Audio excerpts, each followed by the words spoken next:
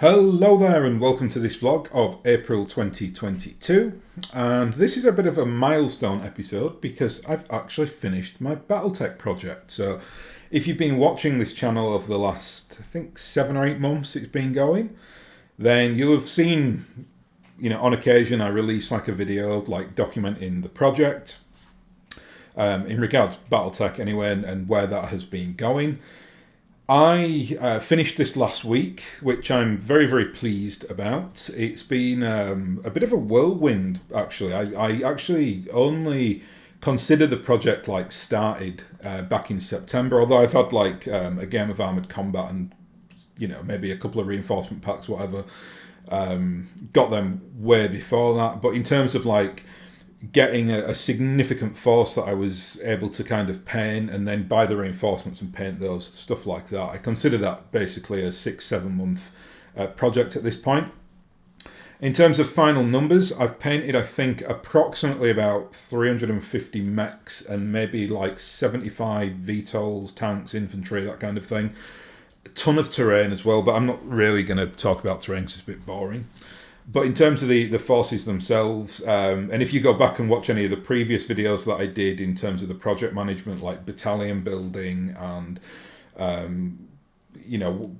ideas for or inspiration for painting your forces and things like that, I probably at that point was talking about like, oh yeah, I'm going to have like a force of 200 units, no, doubled.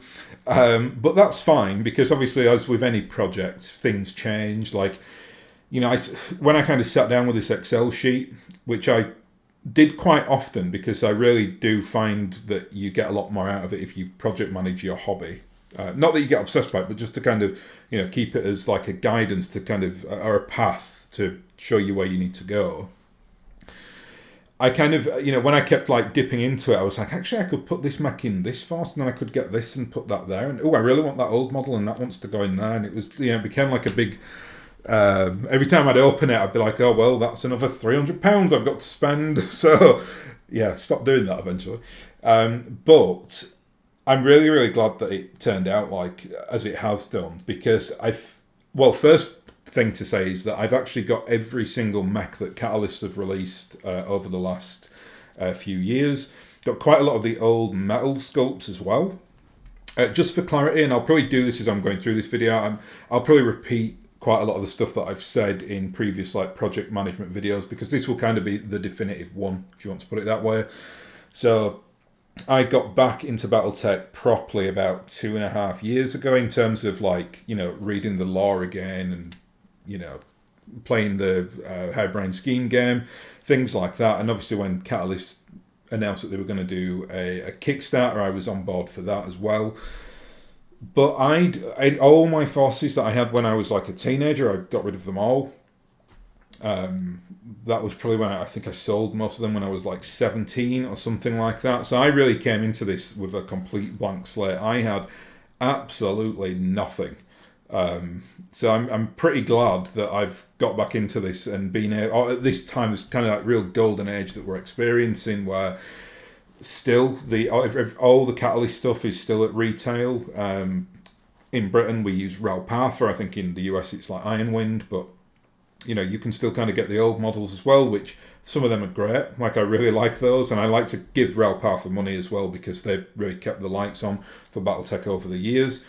So this video is going to be really kind of like I said, putting the bow on the project. So I'll talk through quite a few things in regards like the forces that I've now got, why I chose certain forces, what the kind of paint jobs are, how detailed all this like intel is. So like, in regards to like different ages have different variants of mechs, I might touch on stuff like that. And finally, I will show the photos from the finished project. I'm a terrible photographer, so you'll have to forgive the lacking of quality in those photographs, but hopefully that will give you some kind of visual in regards to this Excel sheet that we're going to go through. And like final point on this before I really get into this is obviously there is some ego here. You know, I am really happy with this force, and it's nice to kind of be able to share that with people in the BattleTech community. But the reason that I'm doing this is just to kind of to really demonstrate how not very difficult it is, as long as you show some commitment, and you obviously need the money as well to kind of go out and collect this stuff, because it's not, well, actually Catalyst games are really, really affordable, but obviously everyone's level of affordability is at a different level. So as long as you can kind of cover those bases, we'll just, assume that. But what I want to show is how you can go from like nothing to like 450, whatever it is, units or models here in a relatively short period of time, kind of paint them up to like really what I call tabletop ready miniatures. I mean, I'm not winning any awards for my paint jobs, but they're absolutely fine. I mean, I see a lot worse, I see a lot better as well. So I kind of consider myself completely middle of the road. And when you kind of couple that into the fact that I use 3D terrain, I think that gives the games that I play like a lot more of a boon to them, as opposed to playing on like the two-dimensional hex maps with like, grey models and stuff like that. I think what I can kind of deliver to new players, especially because that's my big thing. I like to get, I know a lot of people in the kind of wider hobby, so to be able to kind of introduce them to BattleTech with like 3D terrain and models that are painted okay, I think that gives, it's me being selfish really, because I want them to become players so I have more people to play the game with. But we all benefit because it's a great game and it's a great, lore system and everything else. So awesome. But yeah, like I said, I'm doing this as almost like a demonstration of how it's not difficult. It just takes what I'd consider like a moderate amount of commitment. Again, this is always subjective to say, but like a moderate amount of money. In terms of a hobby, anyway, like it's not going to hopefully put you into economic servitude if you go into BattleTech, because you're talking maybe like what, $5-6 a mech, something like that, approximately.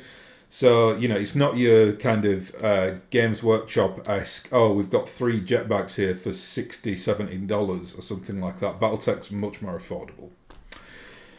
Anyway, let's get into this. So, first thing, obviously, this is the Dust Counters channel. The Dust Counters are my mercenary unit, so we have to talk about them first, because they are the force that I live vicariously in when it comes to BattleTech. So, the Dust Counters, I mean, I don't know I'm trying to think of a way to start this, because so much has happened with what I've done with the Dust Counters over the last like 3 months.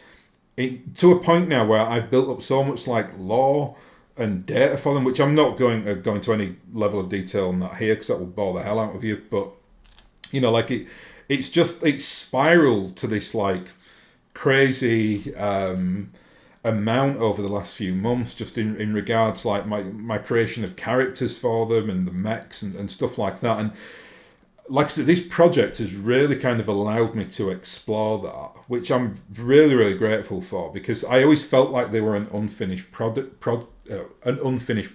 from like when I was a teenager. So it's been just amazing to kind of take that skeletal form and just really kind of build it up, and then to kind of go with them vicariously through the periods of BattleTech which I like to play, which is from 3025 up to 3067. So all the forces in here are kind of, it's their journey, right? So like they start with just a lance on kind of the outskirts of Fedcom space, and eventually they end up in the kind of throes of the Fedcom Civil War. Now, I haven't made an ending for them. Do they survive the Fedcom Civil War? I don't know. The chances are probably not, I'd guess, because the Fedcom Civil War was absolutely brutal. In terms of the lore that I've really been like fleshing out for them, they do end up fighting Clan Jade Falcon in the Fedcom Civil War. There's quite a famous situation where when Fedcom breaks apart and starts fighting against each other, Jade Falcon take that opportunity to strike the Lyran Commonwealth, and that's kind of, again, I'm not going to go into any of the specific lore stuff here, but the Dust Counters end up kind of fighting alongside the Lyrans against Jade Falcon, and by that time they have this like full list of mechs that you can see here. This is kind of the mechs. It literally takes them like 30 plus years to kind of get to this situation where you can see here from the. I mean, we can go down a little bit. You can see there's like quite a lot of forces here, and I've kind of put dates on all of them in terms of when they actually got that particular mech or that particular lance or that particular unit. And I'd probably say that this list is probably created about 3061, something like that. I've not put any specific date on it, but the final lance that they actually get is this Layla lance here, which comes to them in 3060. And maybe get a couple of other mechs. After that, they get the Morrigu, which is the tracked clan vehicle. They get that in 3064, for instance. But like the mainstay of their forces, so we can say that then. This list was created in 3064. So maybe soon after this, they lose all this, or lose their force in a Jade Falcon strike or something like that. I'm not sure. What I do know is when they started, though, and that's that they started in 3025, as you would expect. That's kind of when BattleTech starts in general as a game system, and when I certainly kind of see, the area that I want to play in quite early on. So how I've done this in terms of, and I'm not going to go through everything. I'll just kind of like skip through each section here and just talk a little bit about it. But this is the core battalion that you can see here. Now, initially, I had 3 companies. That's kind of traditionally, it's 3 companies in a battalion. However, and I got this, I found this out because I wanted 4 battalions, and I wanted to see if there was any. I wanted 4 companies in the battalion, and I wanted to see if there was any precedent for that. Well, very handily, it turns out that Star League used to have 4 companies in a battalion. So I was like, okay, well, by the time they kind of start to get into the 3rd Dust Counter's Celestial Company or C Company, by that time they've kind of made a conscious decision. Well, we're never going to be bigger than a battalion. We're never going to be a regiment.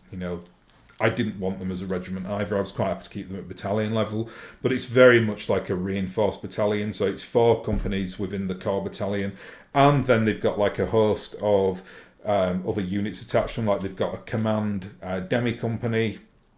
And they've got like a special like dark cover ops or something like that. And I'll talk about that as we're going through it. So that's kind of the structure here. First up, they've got the first Dust Counters Azalea Company. So it's A Company, obviously. This is very much like a Succession Wars era company. There's one oddity in this though, and that's the Lancelot. Now, you should be able to see this. Hopefully my giant head isn't in the way. I think I'm in the bottom right hand corner on here, but the Lancelot, this is the LNC-25 Mark 01. This is actually the one kind of special unit that they have early on. It's a Star League era Lancelot, so it's got double heat sinks, and it's a very, very like sought after mech called Haruka. Very like central to the story of the Dust Counters, as is the mech warrior who pilots Haruka. And that's kind of my one little, that's like a little narrative thing in there. Obviously, that's very much my own like subjective force building, because you would not really find a mech that good on like the outskirts of an inner sphere power in that era. It would probably have been like cannibalized, or it'd get stolen or something like that, because it'd be a big prize. It's got double heat sinks, and it's a Lancelot. It's quite a famous mech. So that's kind of my, you're allowed to give yourself some leeway there, right? So that's kind of my leeway within that company.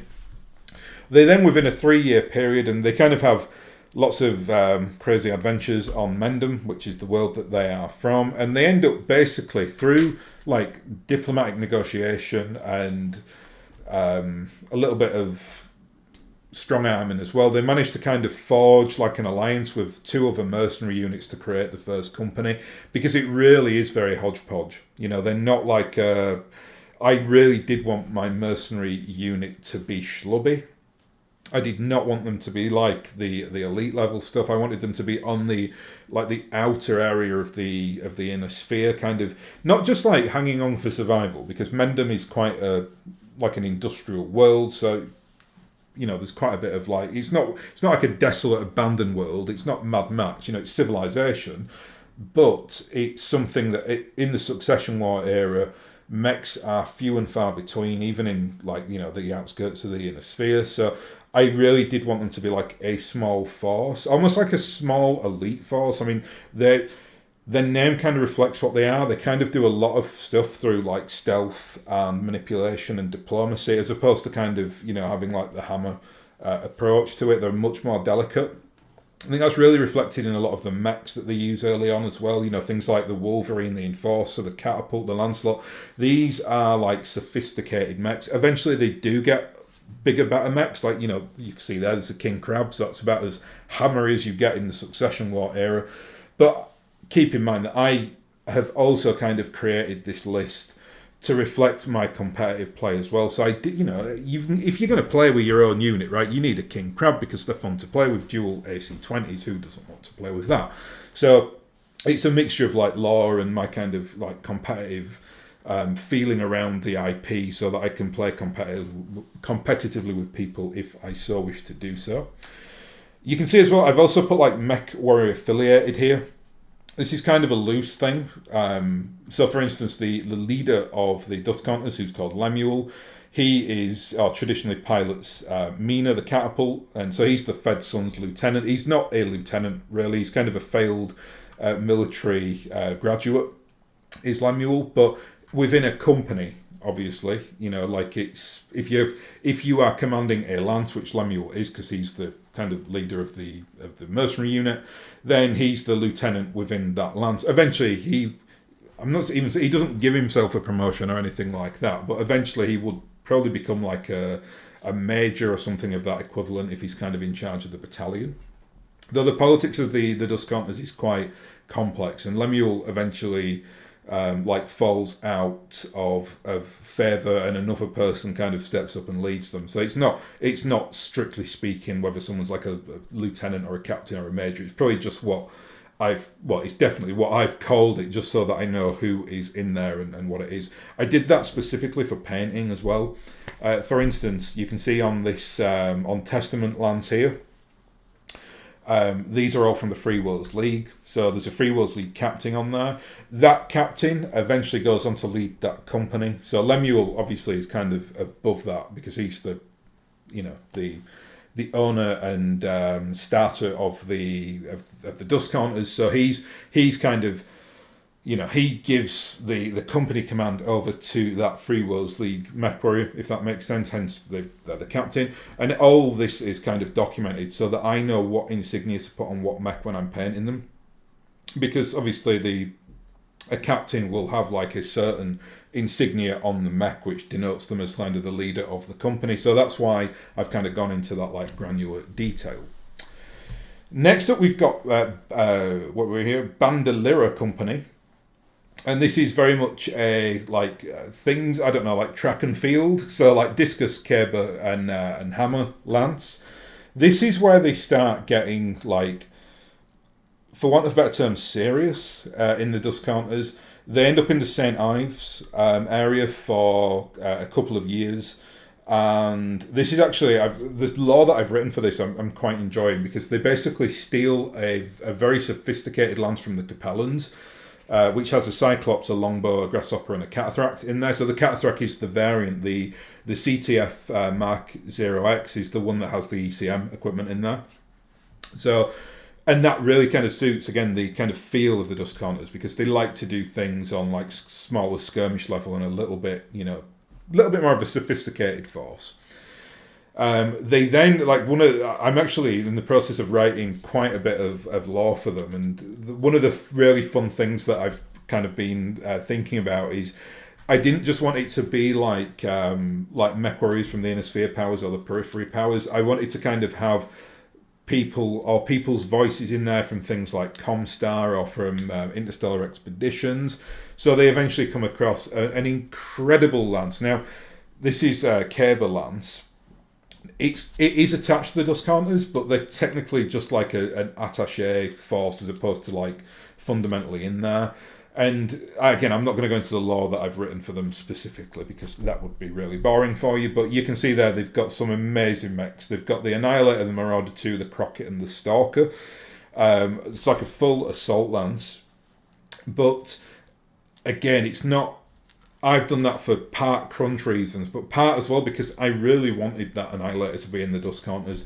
It was hard for us in Europe to get that mech, so it was absolutely going to go into the Dust Counters force. But it's not a mech that I'd really associate with the Dust Counters per se. It's just too big and too crunchy. But it's fun to have. So that's why, if this looks very assault heavy, this particular list, which it kind of is, that is because I think the new assault and heavy mechs that they've done are absolutely superb. Like, for the first time ever that I can see in the BattleTech miniature experience, they really look to scale. I mean, that Annihilator and that Marauder 2 just look absolutely crazy. So I kind of really had to have them in the force. So that's like the really early experiences for the Dust Counters. That's like the first 8 years of operation. So, and that's why I say I don't write them to be crunchy, right? I don't write them like the Wolf's Dragoons where they just appear with several regiments of pristine battle mechs. It takes them 8 years to collect, a company and a half. Although they do get some more after this, but they're in the kind of extended forces. But we'll go into that separately. So, and I wanted to do that. I wanted to kind of explore that quite slowly in the early days.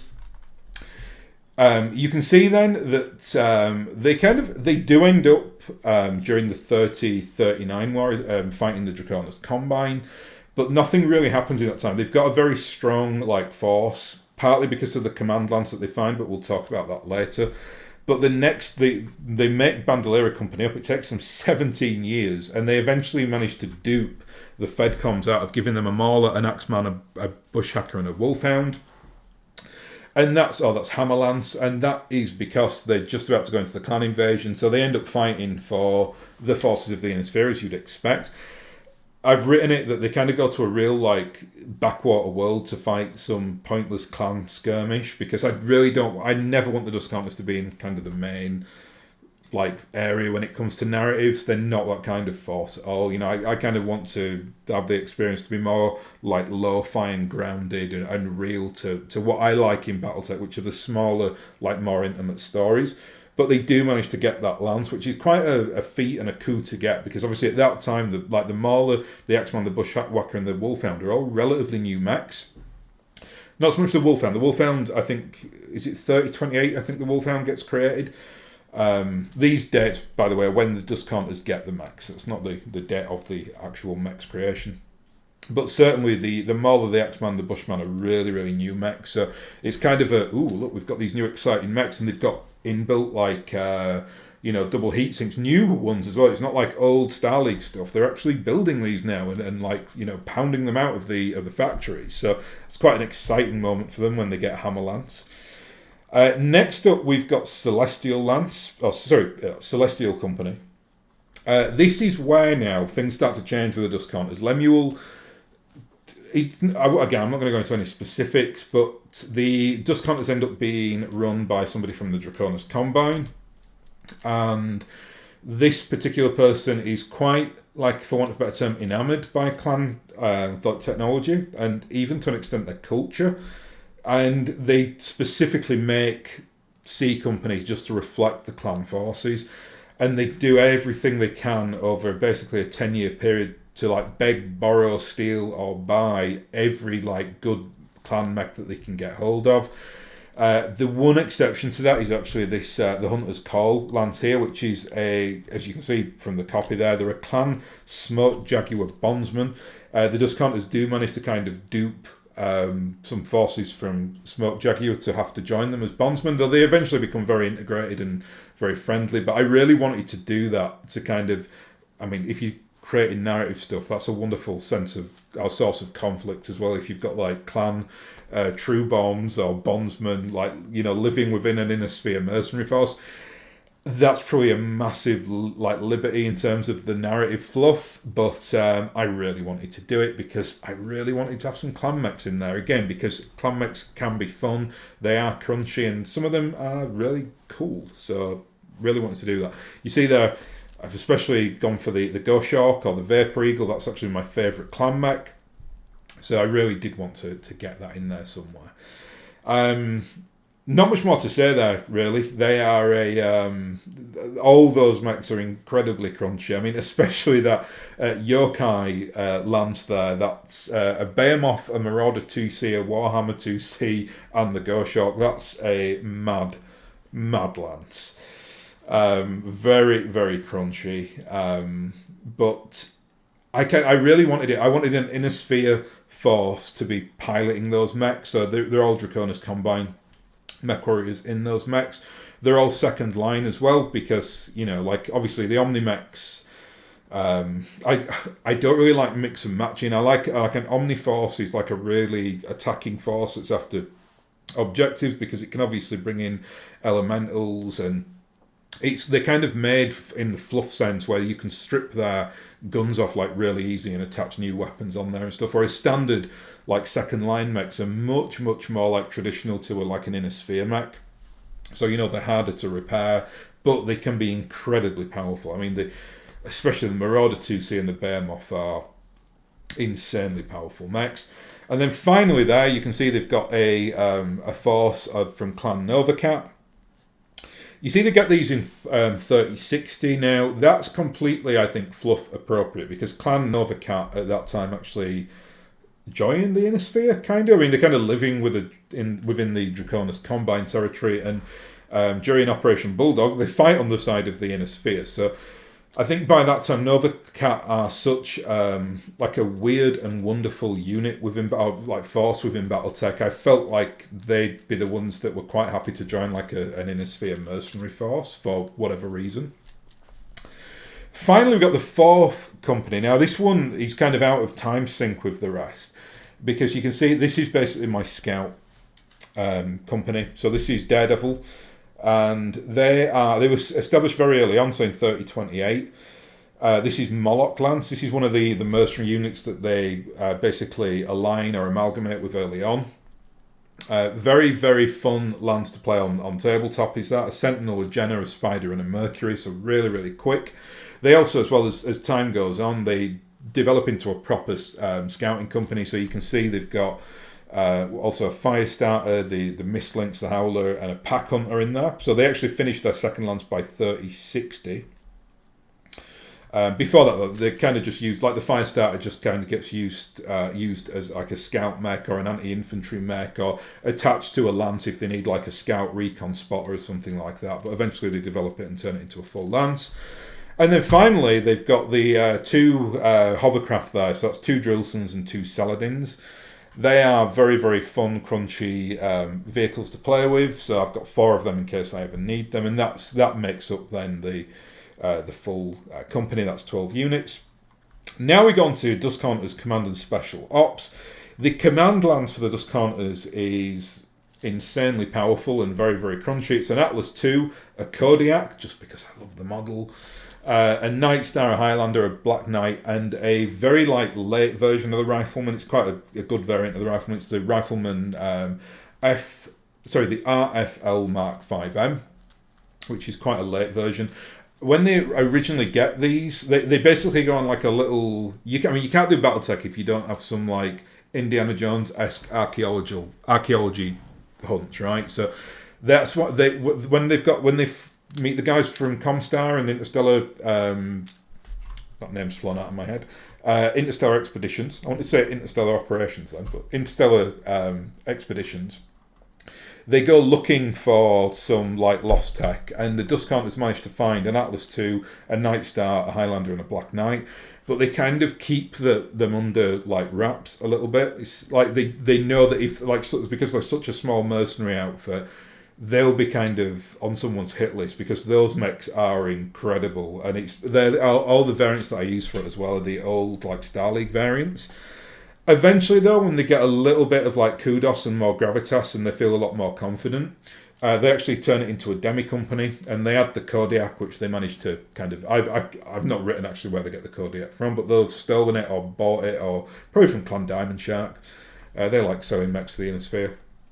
and the riflemen as well. So that gives them, that's a really, really powerful demi company that they've got there. Again, the demi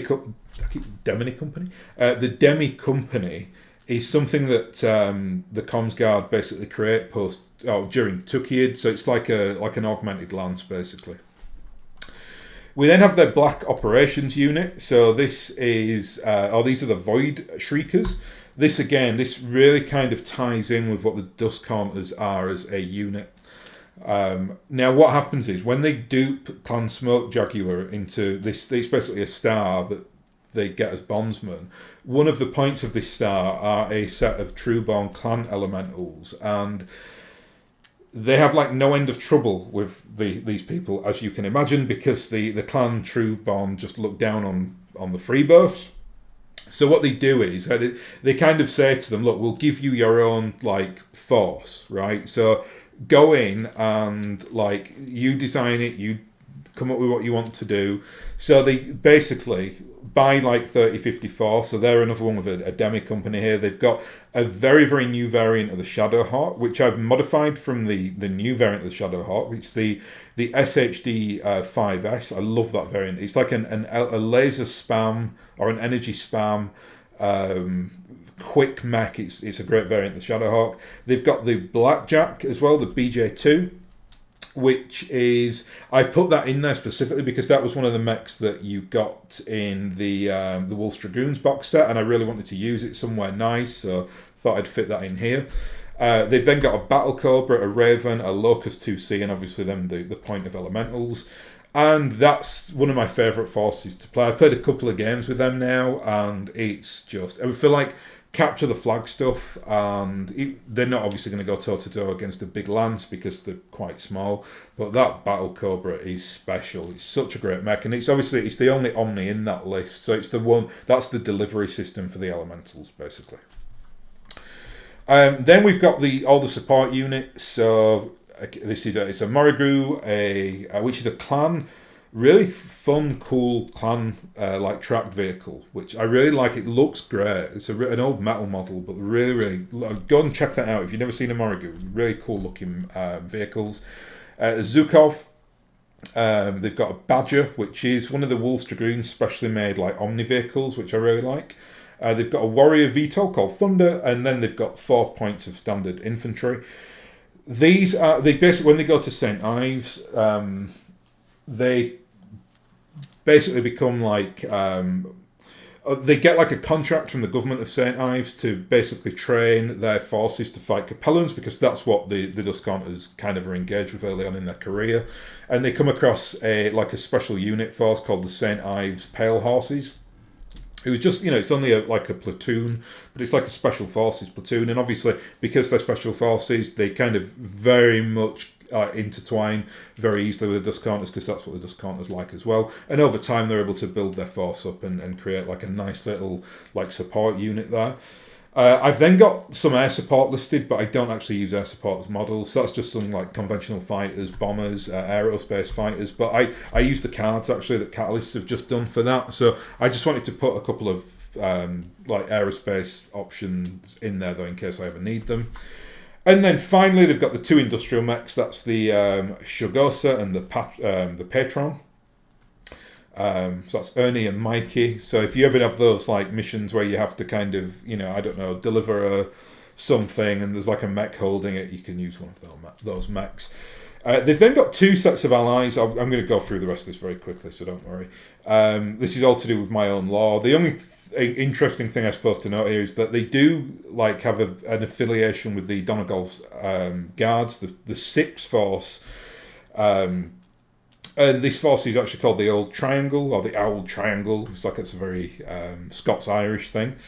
They then have enemies. So these are kind of people that, in the narrative sense that I've wanted to paint up. So they do kind of fall afoul of Comstar quite often.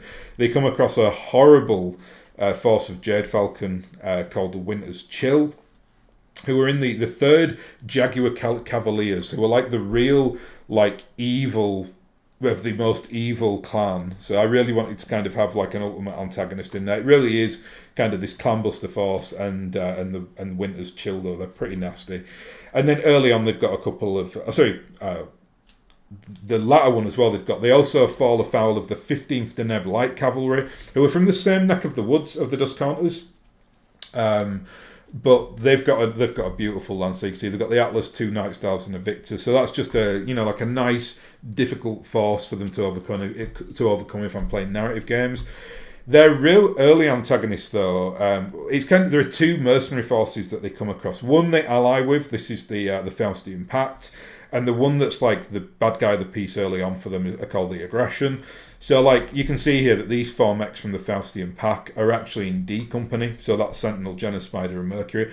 I wanted to make the effort, though, to paint them up, because if I play narrative games with the Dust Counters, they're really kind of integral to that. And playing as the Faustian Pact or as the Dust Counters early on, it kind of just gives you a bit more flavour on tabletop.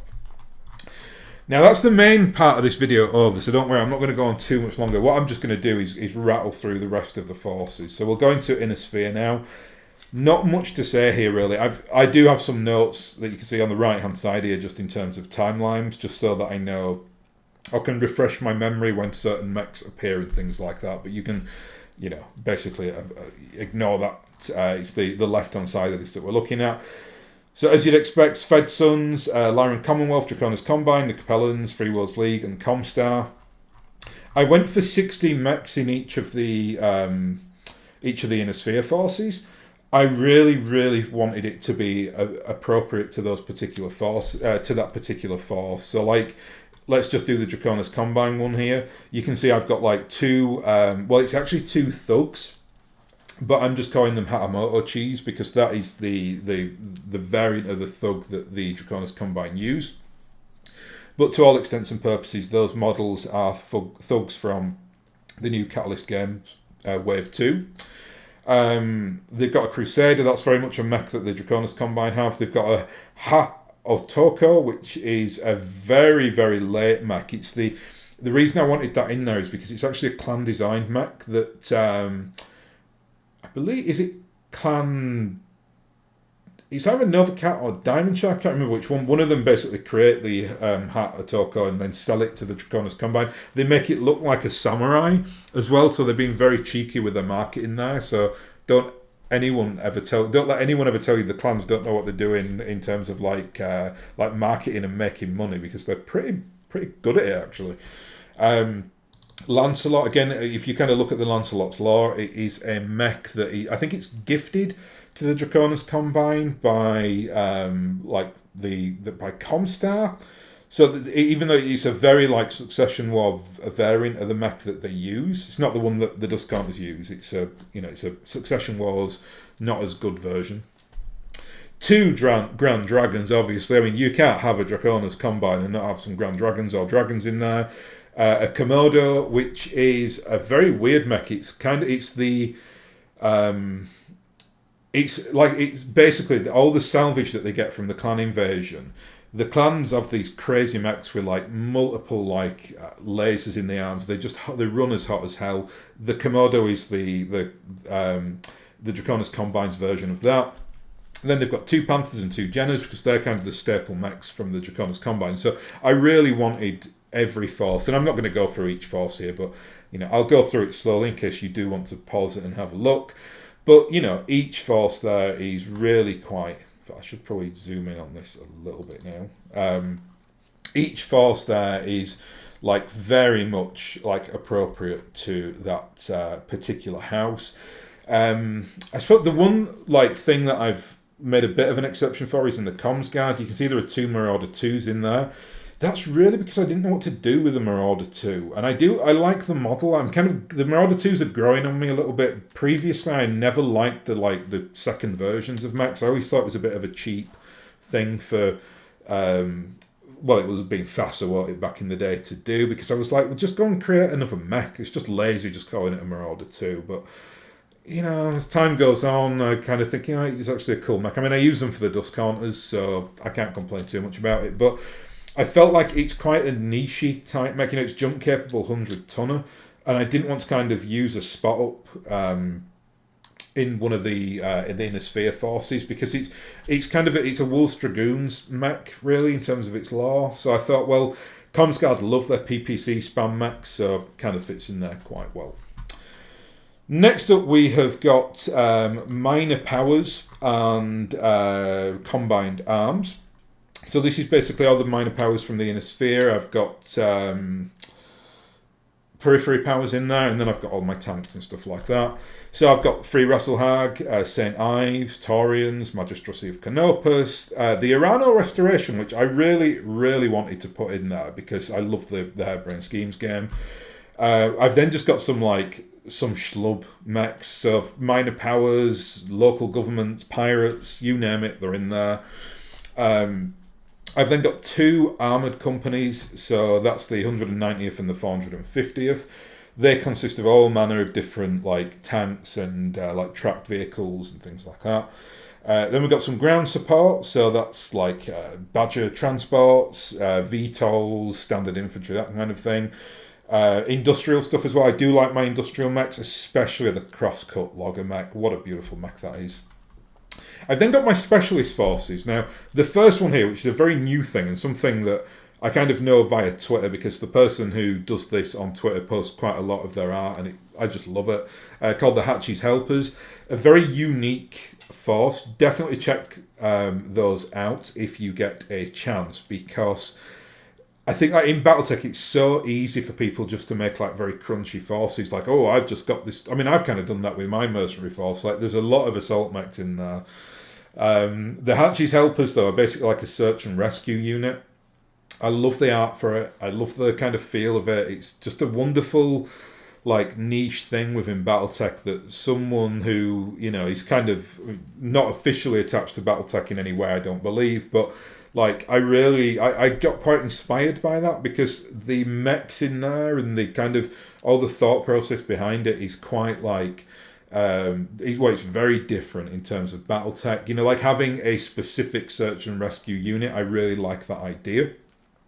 Now, I obviously, I've painted them like the Hatchie's Helpers. The artwork, I've kind of followed that quite a bit, but I also quite like the fact that if I'm doing my own kind of narrative play and it's something different, if I need that search and rescue element to it, they don't necessarily need to be the Hatchie's Helpers, but there is the Stinger Lamb there, which I've realised that's got the wrong bracket on, which is just going to annoy me, so I'm just going to change that. So an Oscout, a Stinger Lamb, an Irby and a Flea. That's kind of there. That were just really, really quick, in and out, rescue people, get them in the medical pod on the Stinger and then fly them away.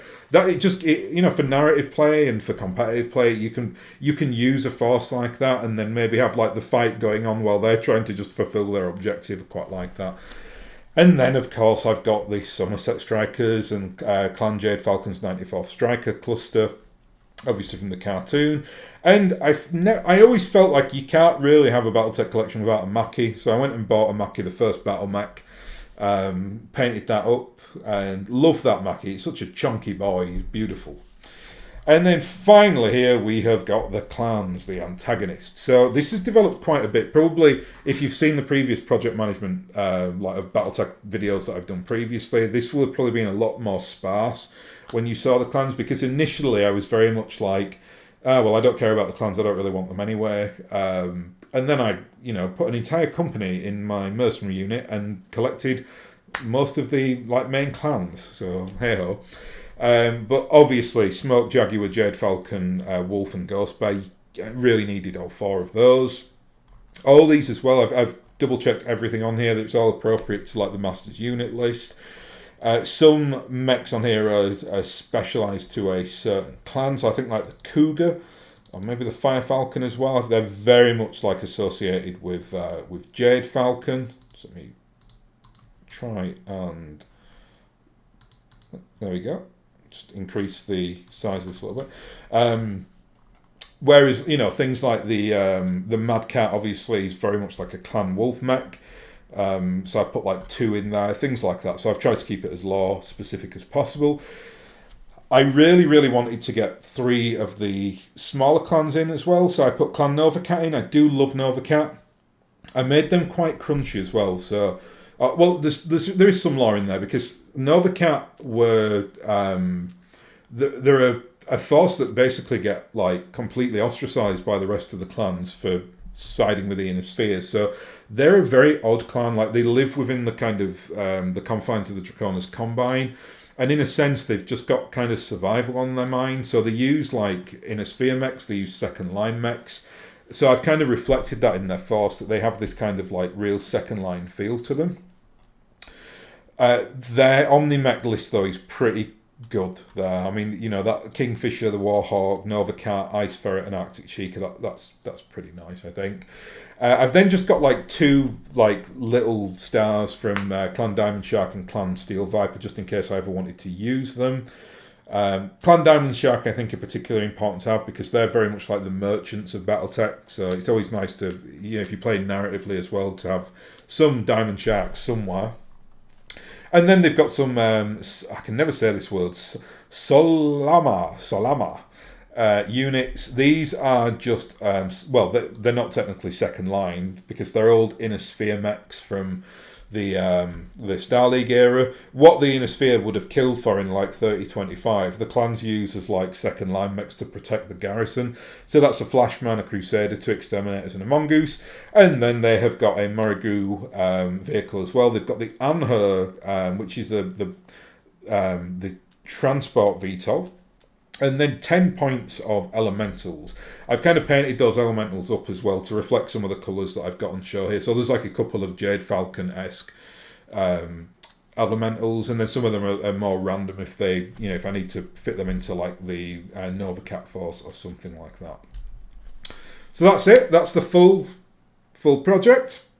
So I think it comes in at about 420 units, something like that. So let's have a look at the photos. So first up, we have got the dust counters here. I'll try to zoom in a little bit, keep that to the top. So that's kind of dust counters and their allies and enemies. You can just see at the back there, that's the 6 Donegal guards there. They've got a Berserker. I really love that model. It's so silly. It's like a 100-ton mech with a big axe. I had to have that. The dust counters are by far the unit that, or the force that I spent the most time painting, as you can imagine, because each mech is kind of unique, and I've kind of tied it into like the narrative quite a bit. You can see as well, they've got kind of the enemies there on the left hand side. So that's Comstar, the Aggression, Winter's Chill, and can't remember what force it was now that I've got from the. It's one of the FedCom forces, and then the allies at the back there. Next up, let me zoom out here. There we go. Next up, we got like the minor powers.